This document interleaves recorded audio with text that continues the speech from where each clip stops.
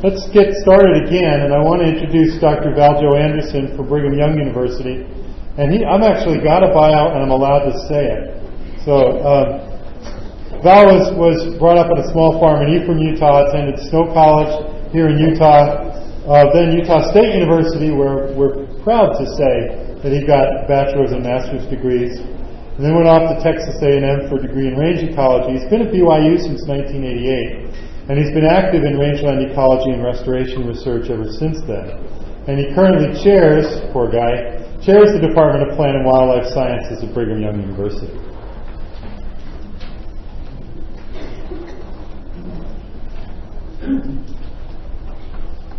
Well, you have to know that I took the word restoration off of the title of my talk because the term makes me just a little bit queasy. I believe that we're very much in the conceptual stages of restoration. I don't think we know how to do it yet. I'm not sure we have the plant materials to do it. I'm not sure we know how to if we had the plant materials, I'm not sure we know how to put them together back in a landscape that would be sustainable. Or even necessarily how we would measure that structure and function per se. I think those are things we're all working on. And I think we'd be remiss to not go forward and do something until we had all the answers. So we're all trying to come up with ways or thoughts, ideas of how we can go about this work of not letting our lands go completely away from structural function and use while we figure out how to get them back to where we want them to be, if we even know that. So with that in mind, I'm going to talk to you about some of the things that we've been working on, and I'd like to recognize Rob Coxey's here, right back in the back here with us. Rob was a master's student who worked on much of this project with me. We've already had a good talk with Dave, so I'm going to skip through the first part of what I was going to do because he gave us a good functional recounting of the issues and the problems associated with cheatgrass and sagebrush communities. We have 50 million hectares of them. Generally, they were open canopy of sagebrush with grasses and 4 of understory in some mix.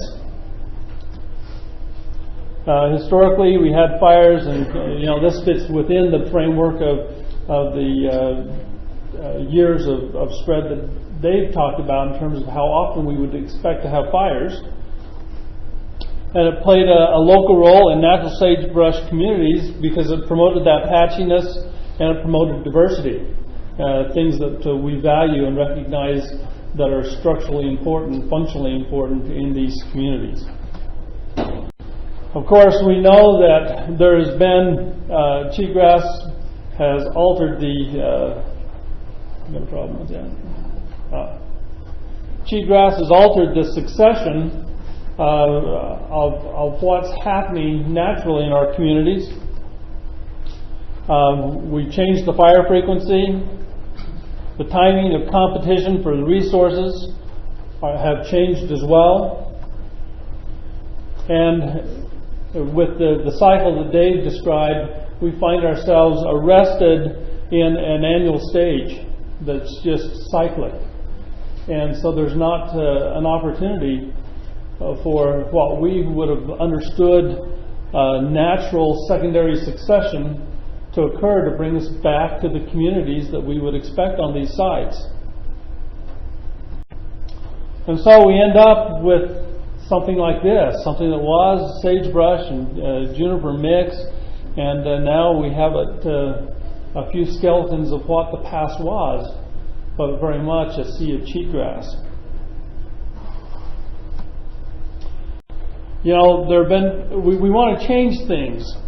And there's a bunch of the folks that I deal with out in management who are concerned that what we have done, what we've called restoration so far, is we've taken and instead of just going out and planted crested wheatgrass to recover from fires, we've thrown some native seeds in the mix or replaced it completely and done an all-native mix, thrown it out on the landscape and called it restoration. We're no longer in revegetation or reclamation. Now we've done restoration.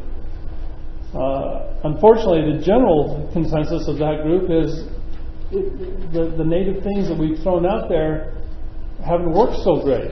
They haven't survived. But there's very little empirical data to support. Some of the earlier talks today talked about, gosh, we don't know if we've been successful or not. We haven't had adequate time or resources to do the monitoring. A very good study by Thompson and Roundy, both of them here. Dr. Roundy, a member of our faculty at BYU, and his Tyler Thompson, his graduate student, did a study looking at these mixes that are commonly used. They used 2 native seeding mixes, an ARS mix and a BLM mix, and they wanted to see what the response would be on a project scale application, not just a test site. And so you can see here was a native low seeding rate that they utilized. So all natives. Here's the native high seeding rate, up to 30 pounds aerially. This is the BLM, 10 and 20 pounds, but a mixture of both native and introduced species. And the ARS, similarly, a mixture. So they not only, but they didn't just look at the effectiveness, they also did kind of a cost analysis of it. And right now, if we want to try to use native species, and I am a proponent of it. You know, a lot of the research I'm doing right now is looking at trying to identify some good natives that we can work with and use here. But at the moment, with the difficulty to get them, and the lack of work that's really been done on them relative to their suitability and how we get them to be sustained on a site, what we find is we've got some very high prices, 7 or 8 times the price on that high mix versus something like the BLM mix. And the conclusions from their study was that native high, BLM, and ARS had similar success establishment rates. So you can use natives and get establishment, but they're at a higher rate and a very much higher cost.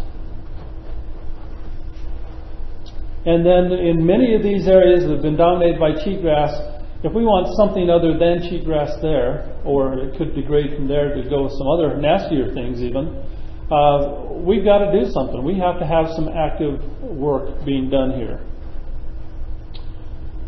Well, I think it's a mistake for us to discount work done by earlier ecologists, range science professionals, land care professionals, in all of the work that they've done with reseeding in the past.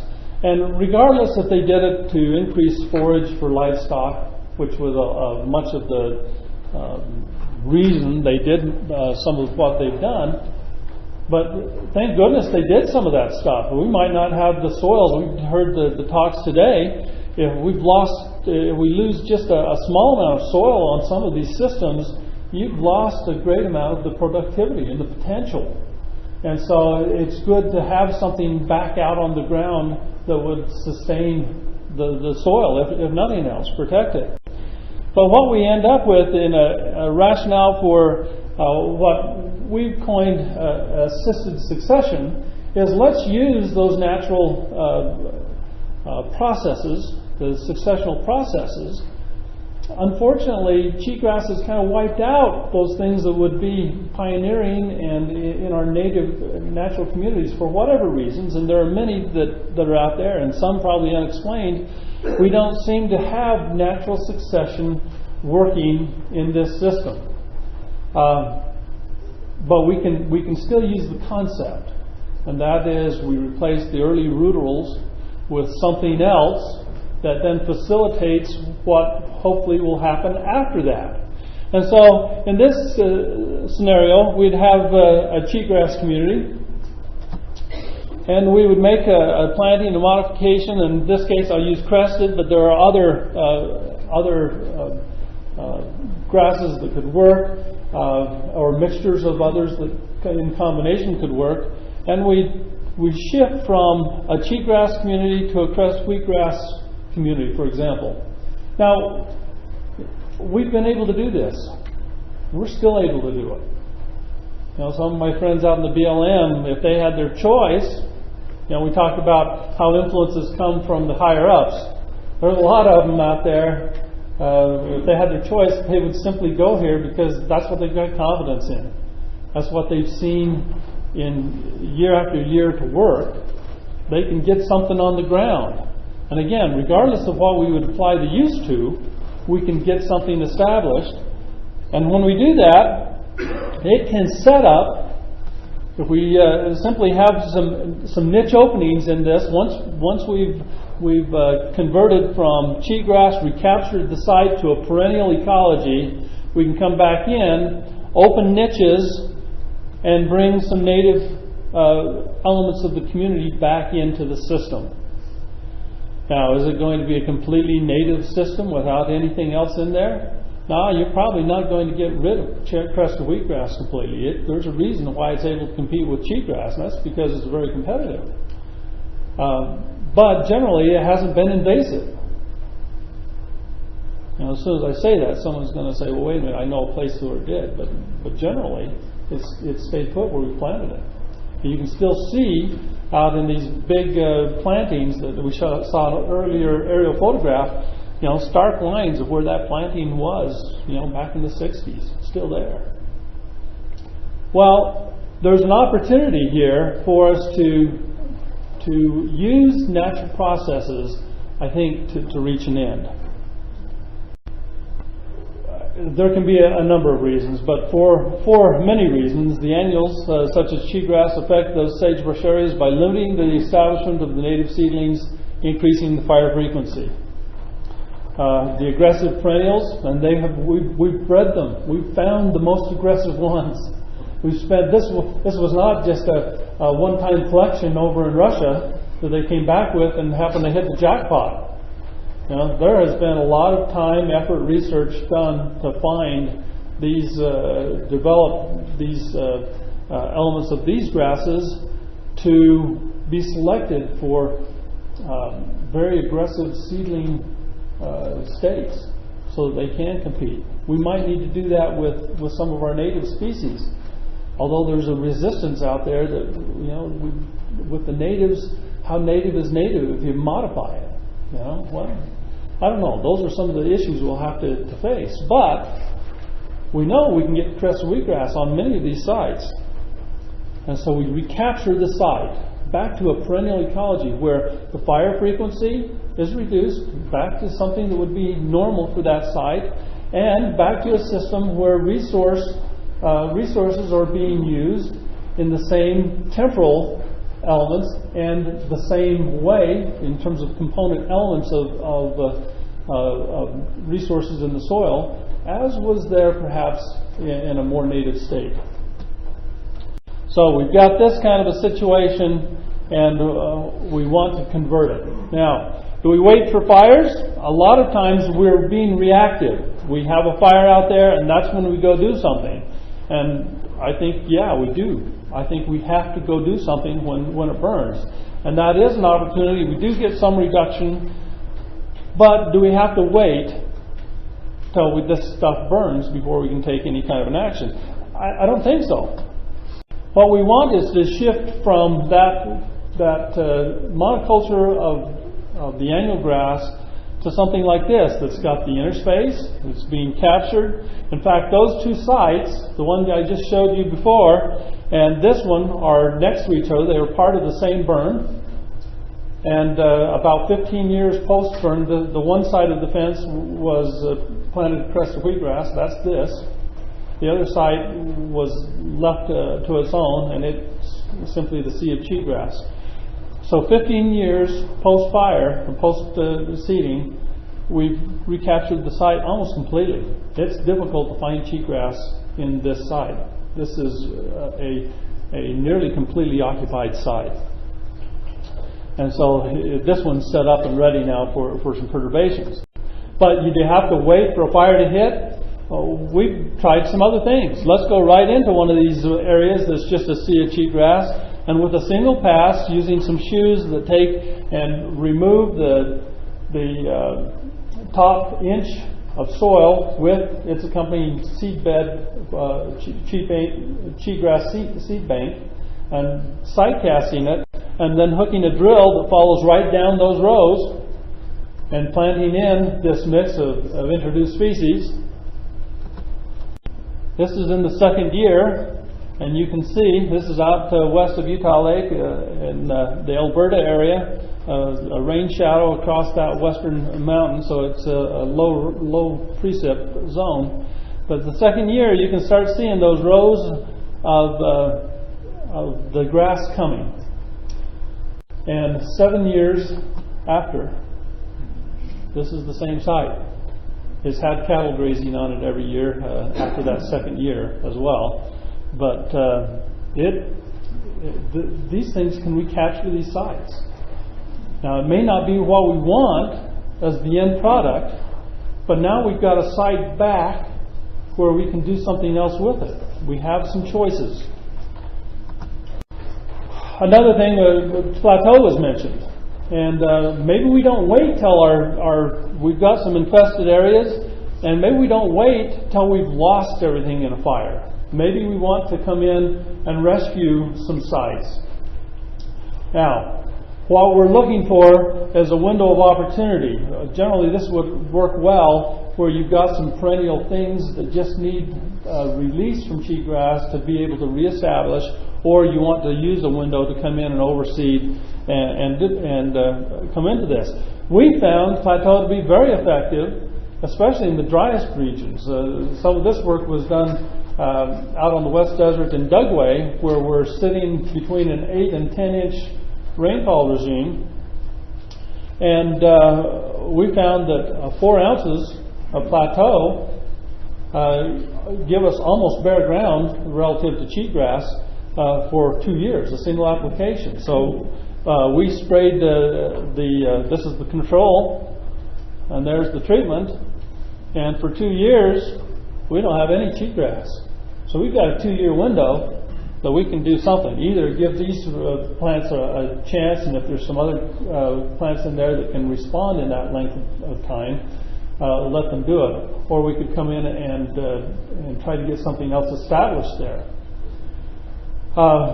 It could be used for fire breaks. Some green stripping approaches using some herbicides. I think there's some other areas to explore here. But we believe there's a better chance of getting natives to increase the native plant components back into the system once we've come back to that perennial ecosystem. And so we put it to a test. And this is the study that Rob Cox and I completed. We had a crested wheatgrass, these very same areas that I showed you before, where the fire occurred, and the one was converted to crested, the other was left and went to cheatgrass. We chose an area in each of those, crested wheatgrass area and a cheatgrass area. We did several seedbed preparation techniques. We're not sure what works the best, and it's probably going to work different in many different zones. But here we did a complete tillage. We tilled everything up in the plots. We harrowed. We did some herbicide, and then of course we had a control. And then we tried several seeding methodologies.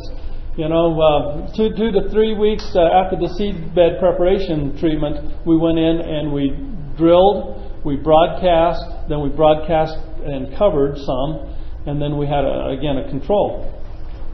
Well, you know, there are optimum ways of doing different things. Drilling, you might only be able to do on the very best, the deepest soils, the flattest soils.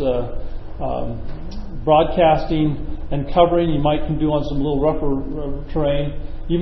Broadcast might be the best you can do on some of the roughest terrain. You may not be able to cover. But let's see what would happen if we used native species, shrubs and grasses, in sites that are prepared this way from the Crested and from the Cheatgrass area. So we did tilling, completely removes everything. Creates a nearly uniform soil surface. We had the harrowing that was very irregular in the disturbance in the soil surface. Chemical herbicides that left the litter in place, little impact of the soil, and we used a Roundup to control crested wheatgrass. And then we did the drilling, the broadcasting, and the broadcast and cover. So we did it all in strip treatments with the seedbed preparations and then the seeding. Here's what they looked like immediately following the applications. This is Crested. We did it 2 years in succession with 3 replication in each. Each block was a 40 by 40 meter, but 16 subplots of 10 by 10 meter each. 98 and 99 were the study years. And this is from above, you can see the area in the cheatgrass area, what it looked like in the first application year. Well, what did we use? We used a big sagebrush, 4-wing saltbrush, rubber rabbit brush. You know, gosh, in my training at Utah State here in range management, my first paper at a technical meeting was how to kill rabbit brush and sagebrush with cordon. You know, I would never have dreamed that I would be planting the stuff. If you had told me then, I would have thought you were crazy. But things have changed. Our ecosystems have changed. Our disturbance regimes have changed. Things are different now. Then we had grass species, blue bunch, galetta, needle and thread, sandbergs, and squirreltail. Well, what happened? And I'm going to just bounce through some sides, but there was a difference in year. The first year, we got virtually nothing in the cheatgrass in terms of emergence. These are the native, the grasses, all combined. The second year, we got emergence equally in the crested and the cheatgrass areas.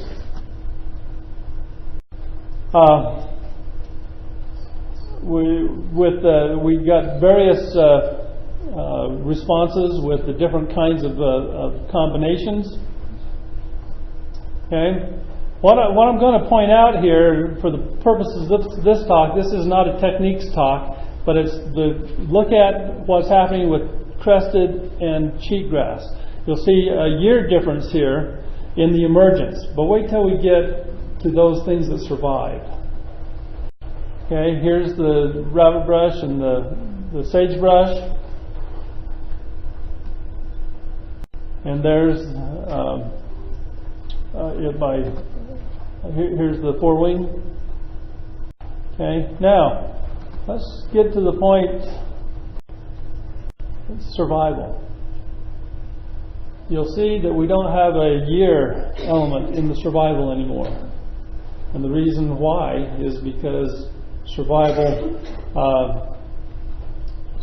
was 0 in the crested wheatgrass.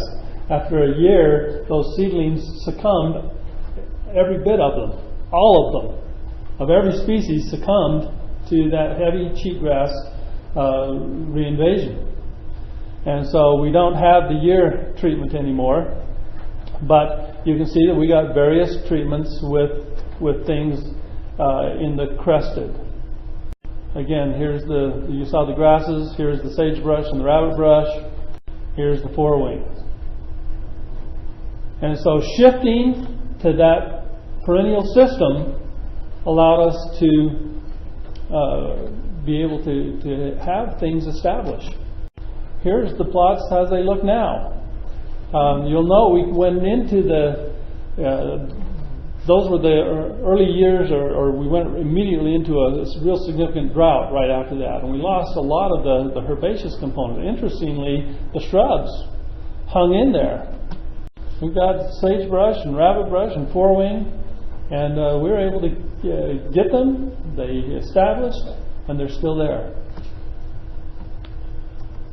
It's important to have site capture. I think that's the critical thing. We've got, and I've got to jump through here, and so I'm going to bounce through what I thought the year differences were. Okay, there's a stepwise progression. We need to capture the sites. Use the concept of assisted succession. And it may be with Crested, it might be with squirreltail, it may be with whatever we can find that can compete with cheatgrass and knock it out. Because if you can't knock it out, the minute you go in and perturb the site, you're going to get cheatgrass reestablishing. So it has to be a pretty clean and complete knockout. But we've got the materials that can do that. And then we bring that, get that knockout, then we come back in, disturb the site, and we diversify. Maybe, let's plant the whole west to crested wheatgrass. I'm all for that. Everything is burned, everything is cheatgrass. You've got to choose your alien. I choose crested. Okay? But then, let's come back in and find the very best sites and create bio-islands of native plant groups that can be used as propagule islands to disperse from. Let's pick the very best sites. Let's put all that money, that expensive seed mix, if we're going to use it, let's put it into the sites that are the very best, where we can use the best techniques that we know and create something that can be useful to expand from at that point. We can focus on crested wheatgrass already. Let's go out to these burned areas that have already burned, and let's just go and seed it all to something. Okay? And then come back to all these millions of hectares that are already in crested wheatgrass that are already prepared for this second step. And let's go back in and let's start working with these concepts of restoration, where we've got a good chance of seeing them work, seeing them happen. I think we can do it. I think that the future is right for us. I think we've got some good things going. I think there's enough people working here and recognizing the issues that we'll be successful, and we will be able to win this war against cheatgrass. That might be optimistic, but I think it's real. Thanks.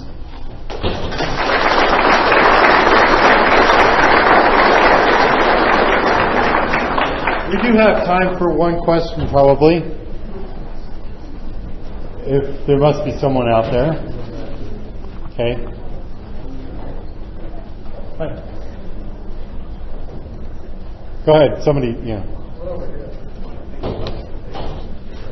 You addressed the issue of ecological feasibility, and Mark earlier alluded to the political feasibility, and I guess one of the concerns I've always had is that once it's restored to a Crested site, not only is it productive, but it's considered done. And getting the money in the institution, the political will to come back in and do the diversification is going to be problematical. Now, maybe in the 5 or 10 years it takes us to create some of those sites, the political will be there. I'm very encouraged to hear that there actually is the ecological feasibility. That was one of the first questions that people needed to ask. I don't know if you want to address that a little bit. I think you have to market the feasibility and demonstrate the will to do this before you're going to have buy-off from the social aspects.